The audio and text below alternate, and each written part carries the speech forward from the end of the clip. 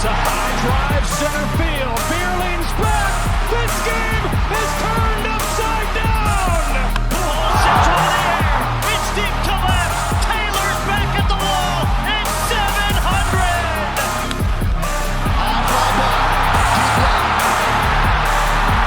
There it goes. Soaring into history. Fastball hit to left. It is long gone. Hello and welcome to Swing for Contact's Baseball Podcast. It is episode 14. It is April 22nd, 2023. I didn't get it wrong this week. Today it's just Noah and I because Aiden decided to go study on a Saturday afternoon, I guess. Noah, how you doing today? Doing awesome. How are you doing? Fantastic, because the Jordan savior, Mr. Alvarez, became one of the clutchest hitters in baseball history, I think, with his last home run. Going to Atlanta, getting a win last night, even though I didn't get to watch it on Apple TV. So I'm doing great today. You could have used my account. I know, but I was only at the house for like half the game anyway, so it didn't really matter. It was fine. So a few things on the headlines. We got the Oakland A's situation, the Max Scherzer appeal, the Vladdy Jr. and the Yankees being fun rivals, and then an unfortunate no-hitter that didn't happen. Where do you want to start first? We can start with Oakland. I'll just say this. It's kind of sad when you have owners that don't really care about the fans and the people that show up, and the people that have been fans for decades and decades upon more decades. And it's just like, what are we doing? Like, you're just grabbing money and saying, okay, like, I don't care. And I hate the situation for Oakland fans. If I ever had to go through that, I'd probably cry myself to sleep every night. I mean, you could argue what you want with like Jerry Jones or what John Daniels did. But I mean, they're somewhat successful teams, so I can't be that mad about it. But just come on, man! Like, your fans are showing they're not showing up, but like your fans, They want to show up. Yeah, they want to show up, but when you've got some single A player being like your starting third baseman. I'm not trying to dog on anybody. It's just like, it's not fun. It's not like fun to go to the games. Like, and you see with all these minor league games, like even the ones in Frisco, almost packed every night. And I guarantee you, there's more people in Frisco than there are at a Oakland game on a Saturday night. So I don't know, man. Just very unfortunate. I feel for the Oakland fans. Yeah, it's really sad too, because that stadium, like in October or games that matter down the stretch, like they can pack the Coliseum and it becomes like a really not fun place to play for the opposing team. Like, they've got really good fans that would like die for that team, I think. And the fact that there's like still season ticket holders with all the stuff going on the last couple of years is kind of like good on those guys. But like, I think from just the media deals alone, like the owner's banking more than he's spending on media deal alone, so anything he sells on top of that is just gravy. I could be wrong on that, but like that seems to be kind of the numbers and the reports that I kind of see with the owners that don't really want to invest in their team as much. Cincinnati Reds, Pittsburgh Pirates, blah blah blah blah. But there's not really like a sense of direction for the A's, and you don't really know what they're doing from a roster construction standpoint or from a minor league construction standpoint. The trades they've made the last few years, and then like releasing some of those key components of those trades and not developing those players. Like, you look 4 years ago, and Matt Olson, Sean Murphy, Marcus Semien, Mark Canha, Matt Chapman, like the list of who they had is insane. And they had Chris Bassett, they had Sean Manaea, they had a handful of other guys in the pitching rotation. Like, and their bullpen was deep, and like they were a problem.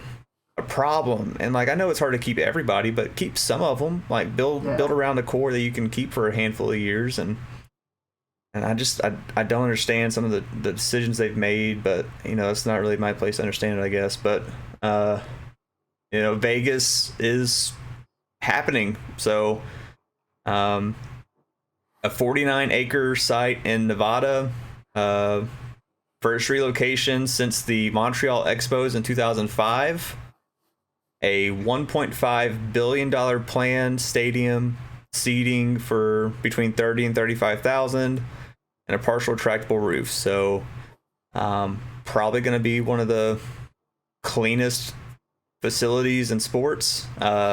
It's kind of crazy. Vegas went from like having no major teams to having they brought the Black Knights hockey. They're bringing in the Raiders, and now the Athletics, and they've now invested so much money into sports and into their city and area. But this did kind of ask the question, like, hey, this is the first relocation since the Expos in 2005. Obviously, they're not the Washington Expos. They're the Washington Nationals. So rebrand, colors, mascot, like there's some room here to kind of get creative, I think, with Vegas and being the first relocation team in over a decade. Yeah. This is going to be a really bad analogy. I'm here for it. But, you got your organization's crap. Let's just flush the toilet, you know what I mean, and start, brand new. We were talking about it before, like, I think they just need to restart on everything. Like, we're going to mention the new colors, like, what's your mascot or team name going to be? I think it's just time to completely restart because, like, you said that, like, Athletics is such a 1900s, like, baseball club name because it is. And so, yeah, what are your thoughts on them moving to Vegas? So I'm just curious here. The Oakland Athletics was founded in Philadelphia in 1901 as the Philadelphia Athletics. So they have been the Athletics for 122 years. Obviously, they left Philadelphia.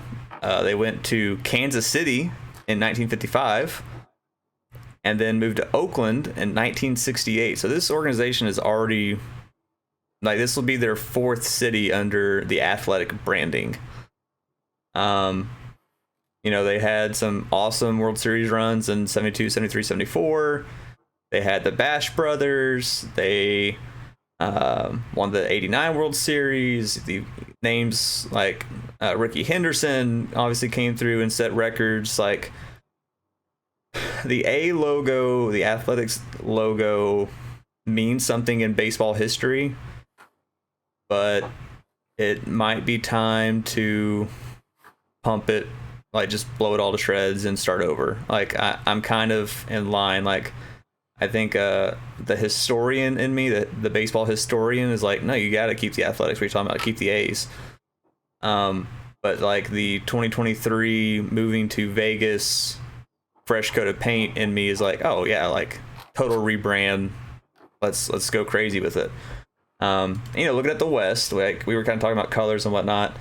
The Rangers are very much blue and red. They use blue jerseys. They use red jerseys. They are blue and red. The Astros, like, technically their primary color is that navy blue, but really, like, it's orange is like their color, and they use the navy around it. The Mariners use that teal, blue, green feel thing. They kind of fluctuate between the three of them, it seems like. The Angels are red, like they're just straight up a red team, and then white is their secondary and tertiary. So the A's already have that green scheme that is different from the other four teams. So I think maybe you keep the green, maybe update that green color a little bit. You mentioned that you love kind of like how the Marlins went a little neon-y, right? Yeah. And Vegas Strip, baby, there's a lot of lights and sounds in Vegas. Like, let's get a little neon green going. Heck yeah. And Vegas gold, like neon green and gold, and let's get a little funky. Let's brighten the colors up.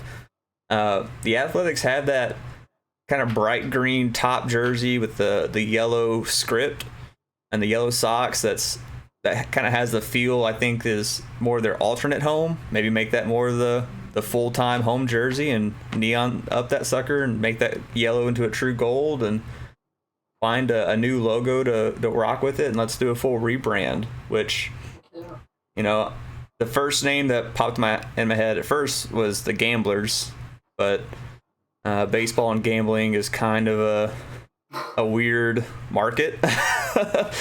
It's becoming a little bit less stigma, I guess, but like, you know, the other name that popped in my head was the Dealers, because if there's one thing Vegas is known for, it's card dealing and drugs. So let's just go hand in hand and let's go Las Vegas Dealers, neon green and gold, and let's get out with the old in with the new. Heck yeah. I'm down for it, man. I'm down for change, and you know, like you said, you said like 100-something years. Like it's you're not the Cubs, you're not the Yankees. Like let's do something different. Right, and I think if the Cubs like were to move somewhere, like Chicago Cubs has been such a name for so long. I think if they were to move, like it would feel weird to say Cubs in, you know, Idaho. Like if they went to Boise, like the Boise Cubs is gonna have a name brand change. If the Yankees in some weird alternate reality were anywhere other than the Bronx, like they'd have to change their name. I think you just can't have the Yankees be somewhere else. It's time. It's time. You want to have this whole stinky situation with Oakland and the last few years and the team blow up and the way the roster's been constructed, just wipe it all away, clean slate, and have a little fun with it. So, were there any other names that have popped in your head lately? I know we were kind of laughing at your ones before we started recording because they were already sports team names, but anything new pop in your head? No, not really. I think I said something like you know, it's a desert, so like the Rattlesnakes, but I mean, you have the Diamondbacks in Arizona, and then I was like, well, it's hot, so what about the Suns? And then you have the Suns in Phoenix. So I don't know. It's gonna be a tough rebrand if they do pick a new name, and hopefully they don't butcher it like the Washington Commanders did. Oh man. The Las Vegas Baseball Club. Yeah. All right, let's get off the Athletics for a little bit. Max Scherzer was removed from a game when he had some sticky stuff issue on his hand check, his glove check. I don't have the exact quote in front of me, but Scherzer was very adamant that it was sweat and rosin, and that was basically all it was. To go as far as like, I swear it on my kid's life kind of thing. Like, I've got nothing else on me. It's sweat and rosin. And like Scherzer's like a first ballot Hall of Famer kind of guy. He's like an inner circle of like baseball people. Like when the rules were announced, like he's MLB PA, like go-to guy. He's involved in everything. A 3-time Cy Young Award guy, a World Series winner. Like Scherzer's like on, like if maybe not top 4, but like he's on a Mount Rushmore type of thing in terms of like pitchers. Yeah. What do you think? Do you think Scherzer was using something he shouldn't have been using, or do you think this was a crappy move by some umpires? What do you think? And I mean, you saw where the umpire, he's been the only one to throw out pitchers because of a quote-unquote foreign substance. I forgot what his name is. Yeah, I've seen that like 3 times. Yeah. So I mean, at the end of the day, it is the umpire's job to, you know, if there is something that they're using, like, crack down on it. But if Max Scherzer is being honest about the whole rosin thing, I think the MLB just needs to have I mean, I know they cracked down on it, but they've been really lenient towards it these past couple of years. And I remember Trevor Bauer putting a YouTube video up, and he was like, if you combine sweat and rosin, and he literally had the baseball in his palm and turned his hand upside down, and the ball stuck. Yeah. And so it's just like, if you don't want that to happen, I mean, you can't stop people sweating. You can't stop people from wiping their head off. So, I mean, it's just MLB needs to have a set in stone standard. I'm not mad at Scherzer because, I mean, if rosin's going to be legal, heck yeah, go ahead. You know what I mean? So, yeah, it's one of the few things. It's like the only thing that's like, hey, out on the mound, hey, you can use this to fix your grip. And yeah, for like if it's rosin and sweat, like you can get a very sticky, I guess, like substance. Like you can get a sticky substance with just sweat and rosin. You throw a little sunscreen in that mix too, and like you've got a combination for like crazy grip on anything you want, really. And like baseball players wear sunscreen because it's skin cancer and it's hot and the sun's out, and like we play in the summer, and like it totally makes sense. Rosin is on the mound, the center point of the game. Pitchers have it whenever they want. And guess what? You go out there and you're throwing max effort 100 pitches, like you're going to get pretty freaking sweaty. Yeah. And so like, is it spider tack or is it rosin? Is it excessive use of rosin? Like how do you judge that? Like what's the over under on like pats of rosin you're allowed to have? And I don't know, man. Like to me, this is such a BS thing on him. If it is just that, and he was going to appeal it, and then now backed out of his appeal, said no, I'm not going to appeal this because like I guess the appeal committee is like a group of umpires or like an umpire association, which probably would just lead to them backing their guy that removed him. And so it's like, why even appeal? It's just going to come back as no good. But like this could like hurt his candidacy like as like a top 15 kind of guy or something like that, because like it's now marked as like, oh well, he was using illegal substance, he's marked as like a cheater, and like all I've heard for the last several years is how awful I am for supporting a cheater club. So it's like, okay, well, are we gonna put this rainy cloud over Max Scherzer for rosin and sweat? Like I don't know, man. It just seems it is what it is. If the MLB wants to crack down and be hard, what's on it, like take the rosin off the mound if it's that big of a deal, like. Or just have like a finite rule of like how much rosin you're allowed to use, or like how like set your standard. If this is excessive, then this is, I saw you do this, you have this much on your hand.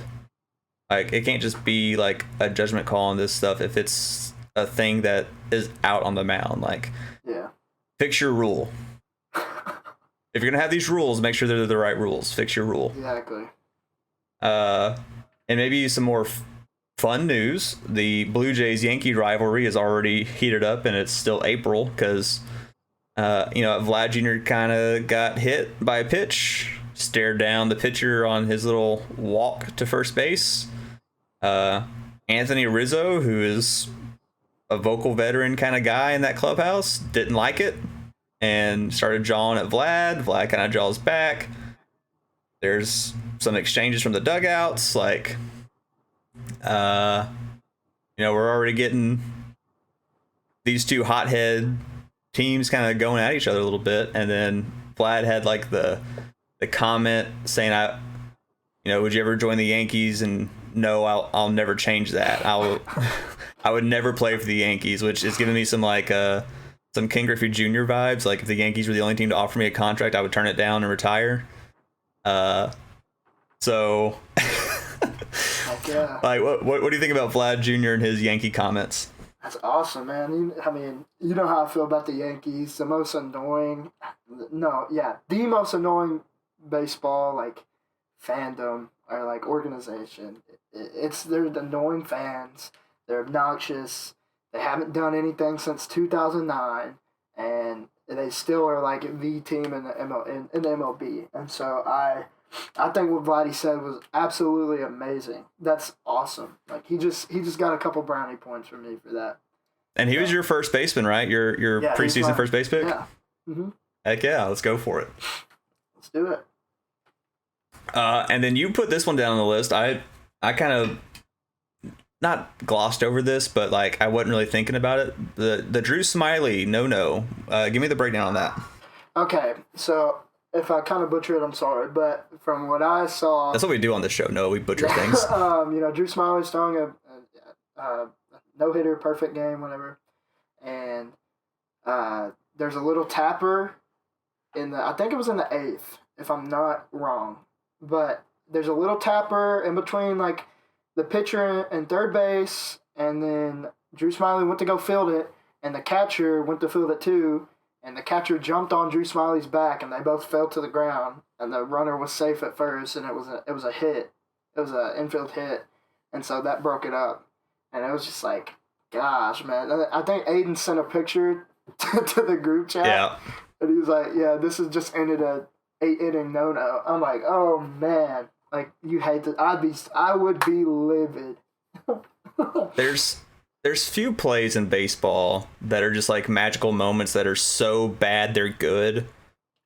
And like, if this wasn't a no-hitter situation, if this was just like a play that happened in like the third inning of like a 3-2 ball game with nobody on or something like that, it'd be like an amazing, like, oh my gosh, go watch this play, because it's just insane that like this is wacky and wild and so bad that it's good. Given the situation, man, that is heartbreaking. And like, you see the realization on like Smiley's face afterwards, and like he just got jumped by his catcher, and he's on the ground. He's got this like 1,000-yard stare, like, golly, this is how I lost it. Like this little tough, man. 4-mile-per-hour tapper in no man's land. Yeah, you feel for that kind of situation. It'd be awesome to have a no-no in April. We haven't really had that kind of a situation. The closest thing we had the shutout by Sandy, but getting an early game no-hitter is always fun. But hopefully that just means that the pitchers are on track and some guys are doing good things, and maybe next time Drew Smiley will get his bid. We're officially 20 games in-ish. Some teams are at 21. I think some teams are at 19. Some are at 19, some are at 20. Boston's at 21. But for the most part, 20 games in. Just kind of doing a quick look around the league. Tampa Bay obviously got off to their incredible start and are 17-3. Something that's kind of fun is the AL East are all over 500. Like, all 5 of those teams are playing decent ball.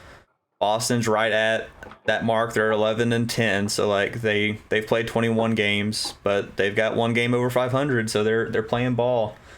Minnesota and Cleveland right now are leading the Central, 11-9, 10-9. So that could be a fun race this summer. The AL West, the Rangers, baby, they got off to their hot start like they needed it. 12-7. Houston got back to 500 after the win in Atlanta, 10-10, and the Angels 10-10. So all 3 of those teams are playing pretty good. Seattle's not too far behind. We won't talk about Oakland. In the East, the Phillies are kind of missing some action right now, but I think getting Harper back, we'll talk about him here in a minute, will help. But Atlanta and the Mets are playing good baseball like we kind of thought they would. The Marlins, man, like they've got an above 500 record. They're 10-9, but they're minus 26 in run differential, so they're really kind of struggling to score, which we kind of thought would be the issue. The Central is it's so fun. Like, it's a fun Central division right now because like the Brewers are doing their thing, but the Pittsburgh Pirates, baby, 14-7, plus 22 run differential. They are playing ball, and I love it. And then over in the West, the Diamondbacks currently leading the West at 12-9. The Dodgers and the Padres both technically under 500 right now. 10-11, 10-12 respectively. So I just kind of rattled off the tops and a couple bottoms. Obviously, I think we all know who the surprise team is with maybe the Pirates, but what team has been kind of the fun storyline for you so far?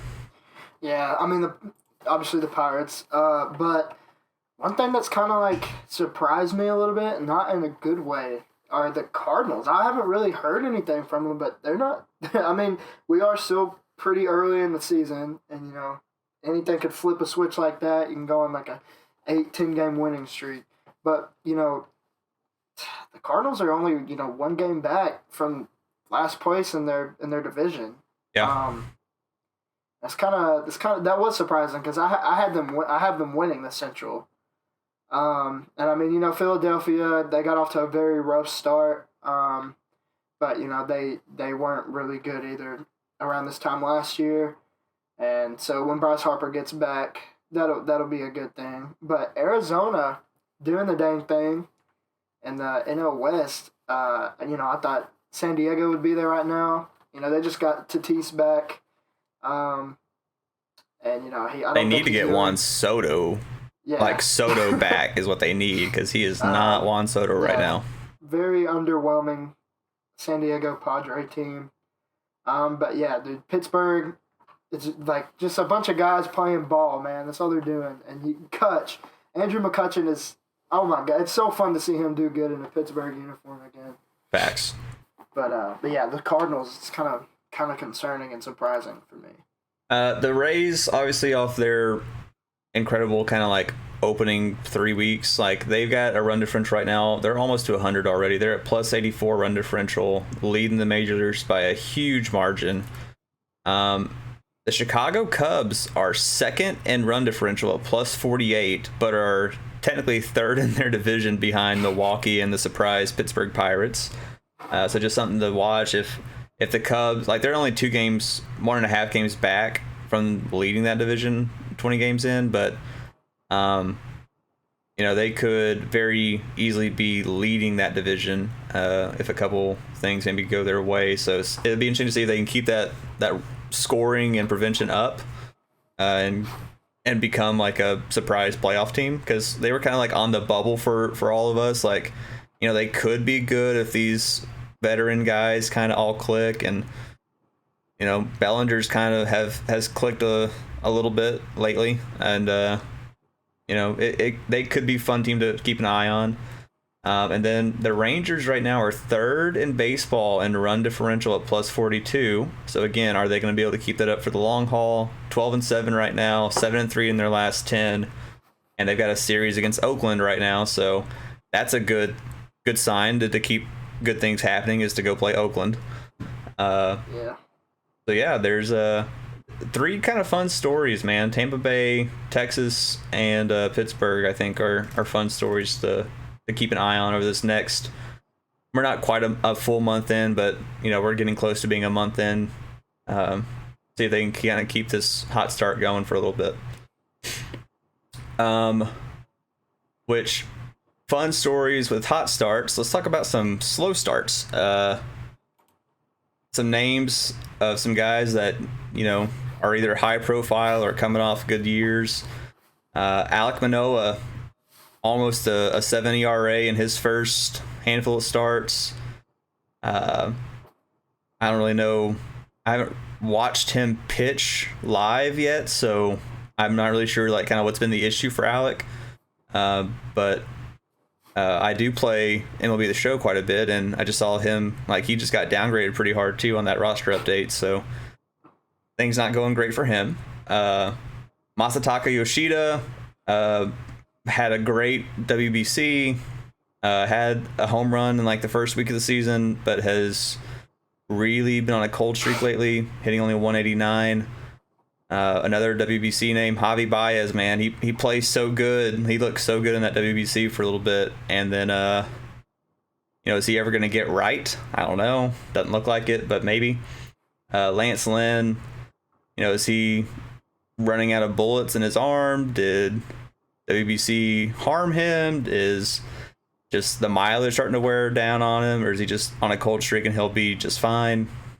Gene Segura has come over from the Phillies, hitting only 186 right now for the Marlins.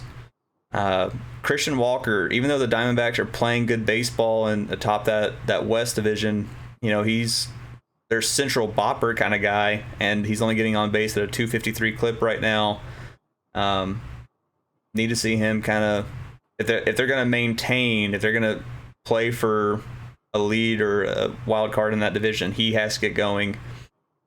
And then two big time pitchers, like not that Manoah and Lynn aren't, but Aaron Nola has been off to a really slow start, which has hurt Philly, I think. And then Corbin Burns has like the lowest K rate of the Brewers pitching staff. which is so not typical of him. Nola and Burns are like NL Cy Young watch list guys, and they've gotten off to pretty rough starts. So of the guys I've mentioned, or somebody else that you've got in mind, which of these slow starters is going to figure it out the quickest, or who's going to break out of this first slump, you think? From this list, I can see Lance Sloan and Corbin Burns getting it back sooner than, anybody else, really. I'm not really a big guy on Manoah. Javi Baez is, I'm sorry, it's not a good situation in Detroit. The balls he swings at, just some of the stupid plays he makes. Like, you saw him get benched, I think, like a week or two ago by AJ Hinch. Yeah, that's just a tough situation. I think Yoshida, it's his first year in the league, so I'll give him the benefit of the doubt. Maybe he'll turn it on, maybe not. But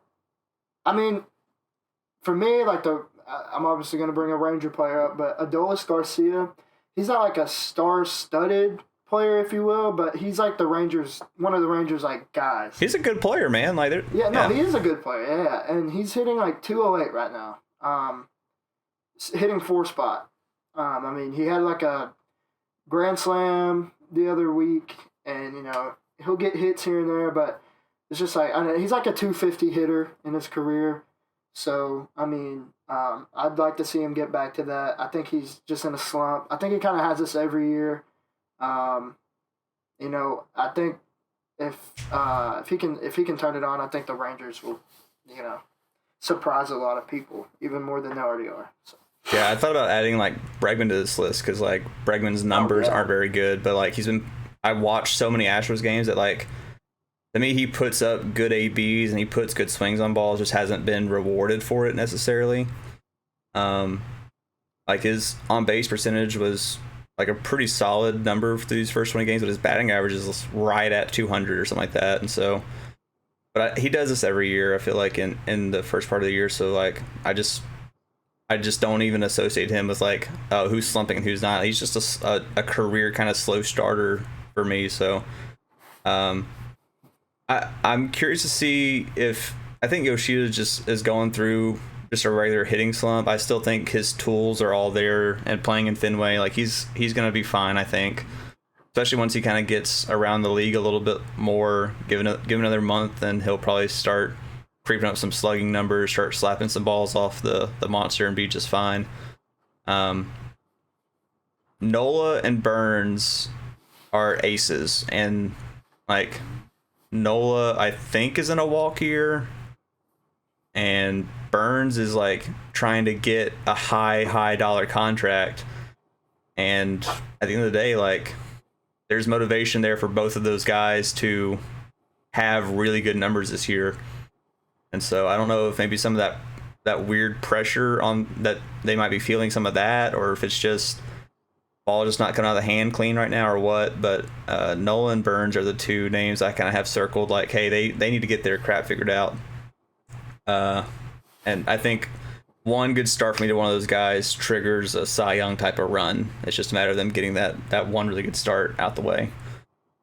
Talking about pitchers, your top 10 pitchers list here, you typed this thing out, something that you found on MLB. So I'll let you take the reins on this one. Yeah, I thought I'd just share it. So this far, at this point in the season, hold on, maybe I can get my phone to actually turn on real quick. So this point in the season, MLB came out with a list of the top 10 pitchers so far according to them. So maybe I can find it. Here we go. Okay.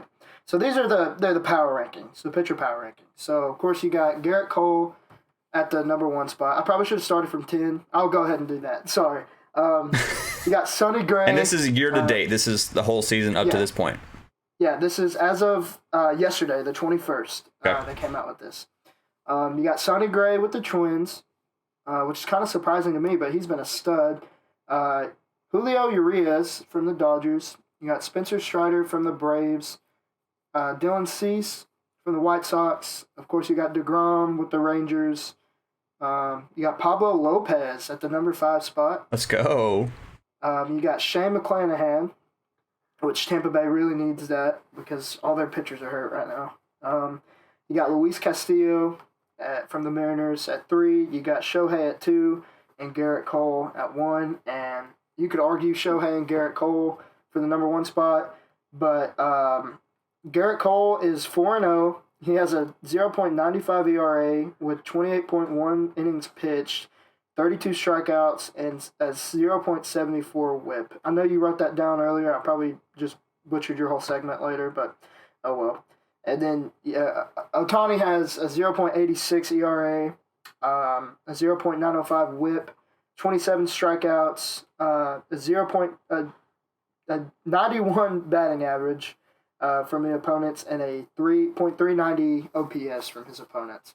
So, I mean, they're both amazing numbers, but I think Garrett Cole's just been so dominant, especially with those strikeouts, 32 and 4 starts. Yeah, it's pretty nuts. 4 wins. Yeah, it's ridiculous. So they very easily could be the American League Cy Young representatives, which I would love.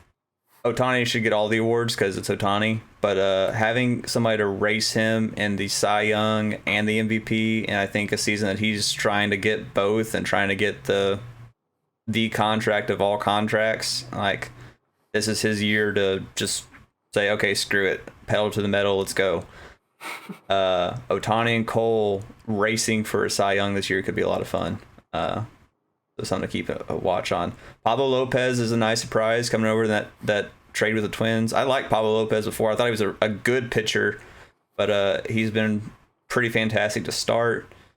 I think Julio Urias kind of got roughed up his last start, maybe even yesterday, right after that list got compiled. But yeah, I don't like watching him pitch, but I know how good he is, if that makes sense. I don't know how to explain it other than that. And then Sonny Gray cracking the top 10 is kind of a surprise, but that's fun name. 2 Twins. How about that? Who would have thought 2 Twins pitchers would make the top 10 pitchers power ranking right now? crazy world. Speaking of which, did we put a curse on Sandy with the player of the week first? Are we the Madden curse? Because I guess so, but because he kind of had some rough couple weeks for him. Yeah, I'm friends with the Marlins fan, and we've been we've been giving him all kinds of crap. He had that shutout game, and then ever since then, it's just been like, Jesus, So I don't know. He'll turn it back on eventually, but it's just like, dang. Yeah, hopefully he does, because he's a lot of fun to watch when he's right. Which that takes us right into this little injury roundup here, just across the league. Some names. There's obviously more injuries going on than just this list, but these are some of the bigger names or bigger headlines. Marlins pitching, Sandy, Cueto, and Rogers all have soft tissue arm injuries right now. Now, I don't think there's any UCL or actual ligament issues, but some bicep tendonitis going on, a strained tendon, etc. But having 3 arms of all with soft tissue injuries currently is concerning for the Marlins, I think. Need to figure out what's going on in that room. DeGrom had I don't want to say a scare, but just something it's DeGrom, so anytime he comes out of a game early, it's oh gosh. He exited after 4 no-hit innings. It looked like he was on his way to another really good start with a wrist issue. But I think they just delayed his next start. He threw long toss as part of a routine, and everything checks out. Seems to be good on schedule. He got a bullpen yesterday, so I think he'll be all right. So I think he's already been slated into his next start, which is good news for Rangers fans, obviously. Carlos Rodon, though, man, what? I'm not sure. He's had a rough start to his Yankee life, because he just went from the arm issue to a back injury, had a CT scan, supposed to resume throwing these next couple days. So we'll see. I don't really know if there's a timetable yet for him to make his Yankee debut, really. And then Pedro Severino is probably finishing up his ramp up. I think he's got 2 more bullpens, and then probably will start traveling with a team or start a minor league rehab. So 2 Yankees pitchers. I think Loaiza's down right now, something too. So the Carlos Rodon thing is kind of sketchy. Yeah. More fun news though. Bryce Harper has his appointment with his elbow doc in that first week of May. So here pretty soon. He's taken like on the field batting practice already, been hitting off the tee, probably nonstop. I think he's kind of testing out what he can and can't do. Doing some first base reps. Yeah. Harper, man, like Heck yeah. said, screw All-Star game. I'm coming back in May, like, which would be a lot of fun. And the Phillies could use that jolt, obviously, in their lineup. Michael Brantley set to make his AAA rehab debut for Houston probably this upcoming week, which would be add some more consistency to that Houston lineup, which as they start playing a little better baseball could be scary, but it'd be good for them. Glass now is about to start facing hitters. I think he's gonna start doing some like live game situation in his rehab stuff. Which obviously they just lost a pitcher to elbow, and so you don't want to rush Glass now back. But at the same time, if you're Tampa at that first spot in the rankings, you're like, okay, we want to hold this position. Like, we need as many hands on deck as we can get. Like, Glass now, we need you to get ramped up. And so it's like, don't rush him, but kind of need you ready. That would be a big get for them. And then I think, I could be wrong on this, but I think Joe Musgrove is making his season debut today versus the Diamondbacks. So I think they got Tatis yesterday, and I think they get Musgrove today. Yeah. And then our final little segment here, because we're getting pretty long on time. Everyone's favorite curse of the week, player of the week. Oh God. I hope this isn't a curse, because like I hope it isn't. Because the Astros fan of me is like, yes, get after the like curse. But the baseball fan of me is like, no, I hope not, because that'd be bad for us long term. Our hitter of the week, man, one of your boys, a guy that I'm not super high on from an analytical standpoint, but has some really good seasons, man. Marcus Semien has had a great week. Triple slash of 421, 522, 895 with 3 home runs, including a grand slam in Houston to put that game out of reach. A stolen base, and has scored 7 runs this week. Talk about your boy real quick. Pump him up. I mean, with the Corey Seager injury, I was really, Ranger fans were worried, like, is somebody going to step up? Is it going to be Adolis? Is it going to be Nate Lowe or Semien? Because, you look at Semien, he's the second highest paid, or whatever, third second behind DeGrom and Seager. And so he has filled the shoes. He's stepped up where he's needed to step up. Obviously, Nate Lowe's been in a little slump here as of lately, and so is Adolis. But yeah, he has been on an absolute tear. I think somebody messaged me for picking him at second base the other day on our TikTok thing, making fun of me. But he's the SFC Player of the Week, so shut up. But yeah, he's stepped up in a big way. It's still kind of funny seeing him bat leadoff. But, I mean, look at the stat line from this week. It's amazing. So yeah, I think you take that no matter where he's hitting. Yeah. And then from a pitching standpoint, we're talking about Ohtani early on. I think Ohtani is the honorable mention for me because there's a guy that has some more innings, some more strikeouts, and a little bit better opponent batting average. In the desert, Zach Gallen with 13 2/3 innings, 18 strikeouts, a 0.29 whip, and a 0.89 opponent batting average. And in those 13 2/3, 0 runs allowed. Yeah, I'll put this in there too. Scoreless streak of 21.2 innings pitched. For Gallen? Yeah. Woof. Yeah. You could very easily see Zach Gallen potentially being like pitcher of the month. You've got Garrett Cole, Ohtani, Luis Castillo. obviously could make that list. I looked at like the list with Zach Gallen and whatnot in your top 10 pitchers list. Like I was really surprised to not see Zach Gallen on that top 10 list. Yeah, I was like, it's not mine, by the way. It's MLB's, and you know how MLB can get, but no doubt. Yeah, I'm just not realizing that he's not on there. So, but I think he totally should. He belongs on that top 10 based off of his track record and the way he started so far. But because MLB didn't recognize him, we're going to. So Zach Gallen, our pitcher of the week, and I think a dark horse still for that NL Cy Young. So keep your eyes peeled. All right. Any other things we need to cover before we close out on this thing? I just want to cover one more thing. Okay, hit me. What's your opinion on the Rangers City Connect jerseys? Ooh. I've read some of these comments on Instagram, and somebody said looks like pajamas. So stupid. Yeah, what's your opinion?